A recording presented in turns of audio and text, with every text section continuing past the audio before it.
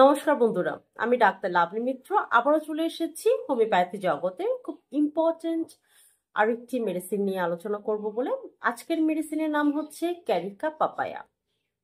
Carica papaya homeopathy জগতে বহু যুগ আগে থেকেই প্রচলিত হয়ে আসছে, প্রয়োগ করা হচ্ছে। ক্যারিকা পাপায়া আজকে মূল যে সিমটম গুলো আছে, কোন কোন অর্গানের উপর সব থেকে বেশি রেজাল্ট দিয়ে থাকে, আমি সব বিষয়ে বলবো। ভিডিওটি স্কিপ না করে সম্পূর্ণ দেখার জন্য আপনাদের সকলকে অনুরোধ করছি। অবশ্যই ভিডিওটি সম্পূর্ণ দেখবেন, তাহলেই ক্যারিকা পাপাইয়ের উপকার সম্বন্ধে আপনারা জানতে পারবেন। তাহলে চলুন ভিডিওটি শুরু করা যাক। ক্যারিকা পাপাইয়ার মূলত কাঁচা পেঁপে থেকে প্রস্তুত করা হয়েছে, কাঁচা পেঁপের ক্ষীর থেকে প্রস্তুত করা হয়েছে। ক্যারিকা পাপায়া যাদের পেটের সমস্যা আছে, হজমের সমস্যা আছে, কনস্টিপেশনের সমস্যা আছে, জন্ডিসের সমস্যা আছে, এবং দেখা যায় যাদের পায়খানা কখনো শক্ত কখনো নরম, পেট একদম ক্লিয়ার হচ্ছে না, মনে হচ্ছে যেন পায়খানা আরো একটু হবে, ক্লিয়ার হয়নি, একটু একটু হয়ে আবার চলে আসছেন, আবার মনে হচ্ছে আর একটু বোধহয় হবে, এই ধরনের আপনার মধ্যে এই ধরনের ফিলিংস হবে। এবং যারা খুব অল্প হজম শক্তি যাদের, অর্থাৎ কোনো খাবার খেলে যেটা হজম না হয়ে অজীর্ণভাবে নির্গত হয়ে যায়, গোটা খাবার নির্গত হয়ে যায়, যেটাকে আমরা অজীর্ণতা বলি মেডিকেল ভাষায়। যারা খুব খাবারের সাথে সাথে যাদের পায়খানার ব্যাগ চলে আসে, হজম না হয়ে গোটা খাবার নির্গত হয়ে যায় এবং বমির উদ্বেগ থাকে সবসময় যাদের, এবং যাদের দেখা যায় সবসময় অন্ত্রে পোকার সমস্যা থাকে, তাদের জন্য ক্যারিকা পাপায়া খুব সুন্দরভাবে রেজাল্ট দিয়ে থাকে। এবং খেয়াল করবেন, লিভার ফাংশনে একটু ব্যথা থাকবে, চিনচিনে ব্যথা থাকবে, আপনার খাবারের সাথে সাথে পেট মোচড়া, একদম মল নির্গত হওয়ার চেষ্টা করবে, সেটা সম্পূর্ণভাবে কোনোভাবে হজম হবে না, মাথা ঘুরাবে এবং শরীরে দুর্বলতা চলে আসবে, একটা উদ্বিগ্নতা, দুর্বলতা এই ধরনের চলে আসবে। এই সমস্ত কিছু আপনারা লক্ষ্য করে ক্যারিকা পাপাই আপনারা প্রয়োগ করতে পারেন। এবং খেয়াল করবেন, বেসিক্যালি যাদের মাসিকের সমস্যা আছে, আমরা অনেক সময় দেখা যায় যারা বেসিক্যালি প্রেগন্যান্সি মহিলারা, আমরা পেঁপে খাওয়ার জন্য নিষেধ করে দিই, কারণ পেঁপের যে ক্ষীর থাকে এটি কিন্তু অ্যাবর্শন করিয়ে দিতে পারে, যার কারণে আমরা পেঁপে না খাওয়ার জন্য নিষেধ করি, বেসিক্যালি কাঁচা পেঁপে না খাওয়ার জন্য নিষেধ করি।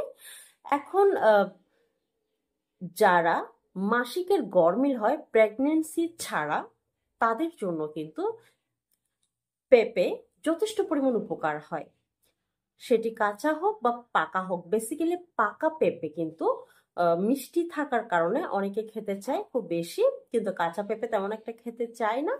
যাই হোক, পেঁপে সেটা কাঁচা হোক বা পাকা হোক, উভয় কিন্তু উপকারী। এই জন্য আমরা বেসিক্যালি পেঁপে খাওয়ার জন্য তাদেরকে সবসময় সাজেস্ট করি খাবারের সাথে। এবং যারা পেঁপে পাচ্ছেন না, পেঁপে বা পেঁপের দিন নেই, পেঁপের ফলন হচ্ছে না, সেই ক্ষেত্রে আপনারা ক্যারিকা পাপায়া প্রয়োগ করতে পারেন। দেখবেন আস্তে আস্তে আস্তে আস্তে মাসিক ঋতুচক্রটা আপনার স্বাভাবিকে চলে আসছে এবং মাসিক ঋতুস্রাব সঠিকভাবে হচ্ছে। বেসিক্যালি যাদের মাসিক ঋতুস্রাব খুব কম হয় এবং দেখা যায় 2-3 দিন যাদের মাসিক ঋতুস্রাব হয়, তাদের একদিন হয়ে আর 2 দিন হচ্ছে না, এই ধরনের প্রবলেমে যারা ভোগেন তাদেরকে আমরা ক্যারিকা পাপায়া সাজেস্ট করে থাকি।